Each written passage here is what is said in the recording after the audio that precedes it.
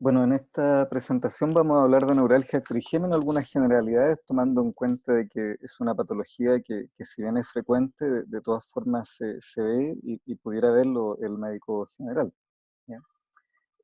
Cuando uno habla de algia facial, la verdad es que lo más común es que sea la neuralgia del trigémino. Ya tiene una incidencia de 4 en 100.000, generalmente población mayor, más en mujeres. La gran mayoría de las veces es idiopático, en el sentido de que no se puede encontrar una lesión estructural importante que esté generando el cuadro. Una MAP, un aneurisma, un tumor, ¿cierto? Alguna lesión isquémica.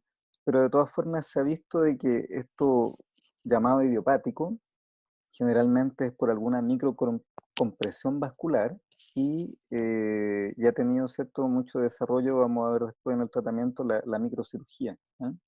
Para las situaciones en las cuales no hay una lesión estructural, como digo, importante que esté provocando la situación y el tratamiento médico fracase. Generalmente es unilateral, excepcionalmente es bilateral y generalmente se afecta la segunda y tercera rama, ¿ah? En los casos en que es idiopático. Como vamos a ver después, un signo de alarma de que sea una lesión estructural importante es que tenga compromiso la primera rama. Y en general, especialmente en el primer enfrentamiento de un paciente con neuralgia al trigémino, uno debería siempre estar muy atento y ser activo en descartar una causa estructural secundaria. Hay algunas banderas rojas, algunos puntos que nos obligan con mayor razón a descartar lo estructural, pero en general uno debería tener una actitud agresiva en ese sentido. Entonces, el quinto par tiene que ver con la sensibilidad de la cara, con el reflejo corneal, la vía aferente, y también tiene que ver con la parte motora, ¿cierto? Los músculos masticadores. Y ojo que el reflejo masseterino tiene aferencia y eferencia por el quinto par. Tiene núcleos sensitivos, núcleos motores, y en ese sentido es bastante peculiar porque es un par craneal que sus núcleos atraviesan todo el tronco. Si bien tiene origen aparente en protuberancia, atraviesa todo el tronco. Y el otro hito importante anatómico es el ganglio de Gasser, donde ¿cierto?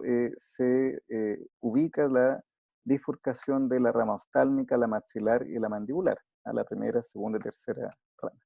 O sea, aquí está lo que les digo, que los núcleos, si bien el origen aparente es en el puente, lo que uno ve, los núcleos, los diversos núcleos sensitivos de motoría atraviesan todo el tronco. Y aquí está el ganglio de Ganser, ¿cierto? Donde van las diferentes ramificaciones del trigémino.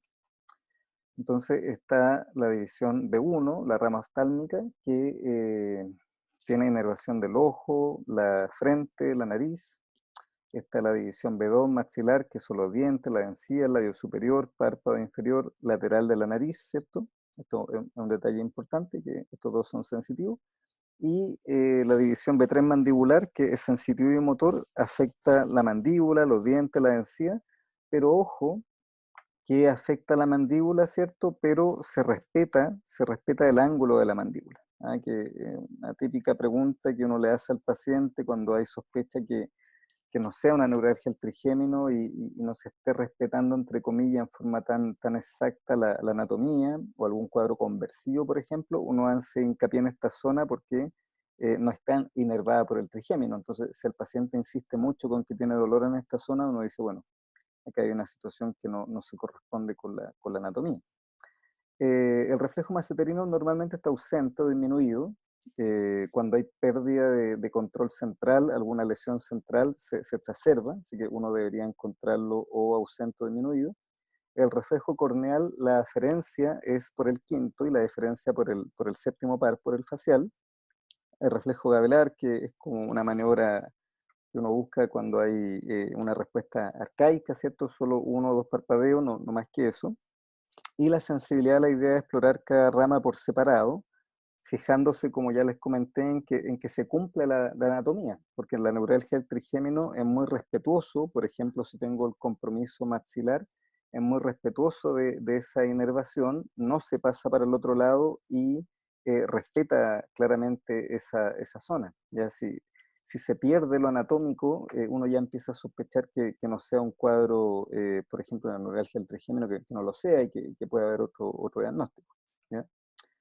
Acá está el reflejo corneal, que es muy importante porque, como ya comentamos cuando hablamos de compromiso de conciencia, nos habla un poquito de indemnidad del puente, ¿no? aferencia del quinto, eferencia del séptimo. ¿Y cuál es la clínica de la neuralgia del trigémino? Son dolores en paroxismos. No es que el paciente esté todo el día con el dolor, sino que son paroxismos rápidos, como una descarga eléctrica, urente, y que se va distribuyendo por la rama del trigémino, generalmente cuando es idiopático, segundo o tercera. Duran segundos a minutos, son cosas breves. Insisto que no es que el paciente no esté un día entero con el dolor, lo que pasa es que es muy doloroso, por lo tanto el paciente como que anda asustado de que le pueda dar estos ataques, y interataque el paciente está asintomático, ¿ya?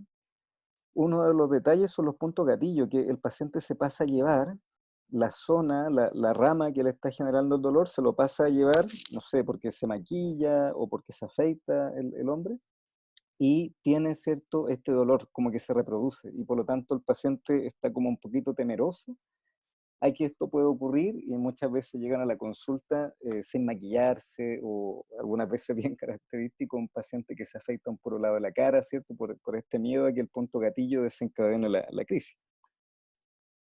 La mayoría de los casos idiopáticos, y como les comentaba, se ha visto que estos casos llamados idiopáticos es por microcompresión de vasos, ¿cierto? Que están en contacto con el nervio, pero siempre hay que tratar de descartar alguna causa estructural importante que esté provocando esto, por ejemplo una MAD, por ejemplo un tumor del ángulo pontocerebeloso, etcétera. ¿Mm? Entonces, acá aparece una lista larga, ¿cierto?, de lesiones que son importantes, por ejemplo, ramas vasculares, por ejemplo, tumor, por ejemplo, un infarto, alguna lesión, una esclerosis múltiple. O sea, hay situaciones estructurales importantes que pueden estar provocando esta patología, y en general, cuando hay una lesión estructural importante, no idiopático, uno ve de que es un dolor atípico. Por ejemplo, que sea bilateral, por ejemplo, que no responda al tratamiento médico, por ejemplo, que sea la primera rama, la rama oftálmica, o que se presente en pacientes más jóvenes, o que tenga algún déficit sensitivo asociado. Por ejemplo, en un paciente con neuralgia del trigémino idiopático, uno saca el reflejo corneal y no hay problema, uno ve las sensibilidades de la cara y no hay ningún problema. A diferencia de que haya alguna lesión, un tumor, una esclerosis múltiple, algo más asociado, ahí el paciente, además de la neuralgia del trigémino, puede tener alterado el corneal, o puede tener una anestesia de la cara, etc. Esto, lo otro también que tiene que llamar la atención, que haya dolor intercrisis, también nos debe hacer pensar en alguna causa estructural importante, o que tenga cualquier focalidad, por ejemplo, que esté dentro de un síndrome alterno el cuadro, o dentro de un síndrome del ángulo pontocerebeloso, que ahí se puede afectar el sexto par, el séptimo, además del quinto, puede haber síntomas también cerebelosos, etcétera, etcétera, etcétera. Que sea resistente al tratamiento médico también nos tiene que hacer sospechar que haya algo más, que sea bilateral, y como ya comenté la primera rama. El diagnóstico generalmente es clínico. De hecho, uno al paciente cuando lo ve, especialmente en la consulta en el policlínico, el paciente puede que no esté con dolor, sino que él te cuenta con la historia, te va contando, y uno se hace la historia y hace el diagnóstico. El examen físico, si es una neuralgia del trigémino idiopático, también no va a estar presente. Por lo tanto, es muy importante esto que le acabo de comentar, recalcar el tema de la historia. Un dolor en paroxismo, rápido, como que quema, que el paciente te relata que se pasa a llevar y se reproduce este dolor, y un dolor que sigue, la rama, ¿cierto?, afectada, generalmente la segunda o la tercera, que no pasa para el otro lado. Antiguamente se le daba mucha importancia al tema de las banderas rojas para hacer una imagen. Hoy en día, con la disponibilidad de imágenes y tomando en cuenta, ¿cierto?, de que tiene su rango de error el hecho de sacar las banderas rojas o el mismo examen físico, hoy día se pregona en un primer enfrentamiento con el paciente con neuralgia del trigémino tener una imagen de calidad de fosa posterior. ¿Y cuál es una imagen de calidad? Una resonancia. Incluso hay un protocolo que se llama Fiesta, por sus siglas en inglés, donde se ven bastante bien los pares craneales, y es lo que se pide hoy en día, ¿ya? Antiguamente uno insistía mucho con alguna imagen como esta cuando solo habían banderas rojas, eh, y el resto se pedía un escáner solamente. Hoy en día uno debería, si tiene un primer enfrentamiento, ir a la resonancia, con mayor razón, por supuesto, si es que hay alguna bandera roja presente. Y de nuevo recalcar de que la historia es muy importante, porque en una buena cantidad de casos que una neuralgia del trigémino idiopático, yo voy a sacar el diagnóstico por historia, el paciente no va a tener alteraciones al examen físico. Y el tratamiento en general, si es que yo veo que tiene una imagen con alguna lesión estructural importante, un meningioma, un tumor, una esclerosis múltiple, un infarto, una MAB, un aneurisma, bueno, obviamente hay que tratar eso inmediatamente. Pero si yo tengo una resonancia que aparece normal y el paciente tiene su neuralgia del trigémino, bueno, ahí obviamente que la opción es medicamento. ¿Y cuál es el medicamento que tiene más evidencia y en general anda bien en cuanto a efectividad? La carbamazepina. ¿Cuál es el problema de la carbamazepina? Que tiene efectos secundarios y que tiene que ser en dosis de a poquitito, ¿cierto? Creciente, puesto que los efectos secundarios son muy severos si es que uno da la dosis total inmediatamente. Por ejemplo, si uno da 200 cada 8 el primer día, el paciente se va a sentir pésimo, va a abandonar el tratamiento.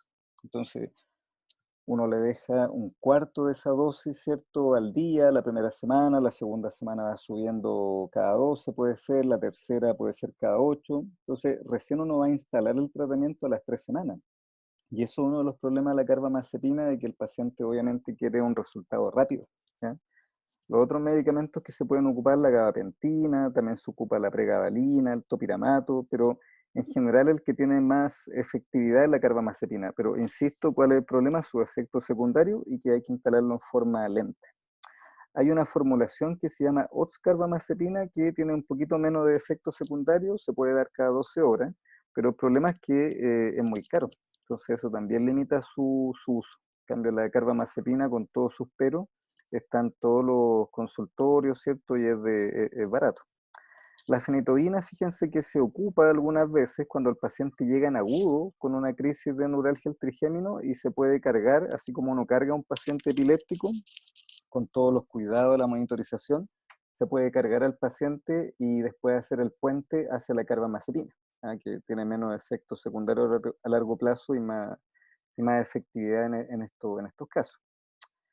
Hasta el 50% de los casos tienen mal respuesta al tratamiento médico, porque no pasa el dolor o porque tiene efectos secundarios, ¿cierto?, en el paciente, ¿ya? Entonces, cuando yo tengo un paciente que la resonancia se informa normal, instalo tratamiento médico, pero por ese motivo el paciente no anda bien con el tratamiento médico, ojo que hoy en día hay técnicas, especialmente la microdescompresión, porque en muchos de estos casos llamados idiopáticos, de todas formas puede haber una microcompresión vascular en el nervio que está provocando la clínica y pudiera tener esa opción el paciente, ¿ya?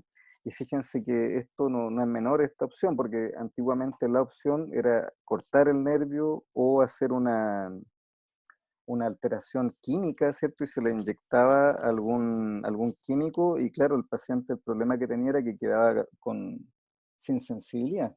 Hoy en día con técnica de microdescompresión, los pacientes pueden andar bien, ¿ya? Y es importante porque hay algunos pacientes, se ha descrito, incluso pacientes que se han suicidado, ¿cierto? Por una neuralgia del trigémino que no ha sido posible controlar.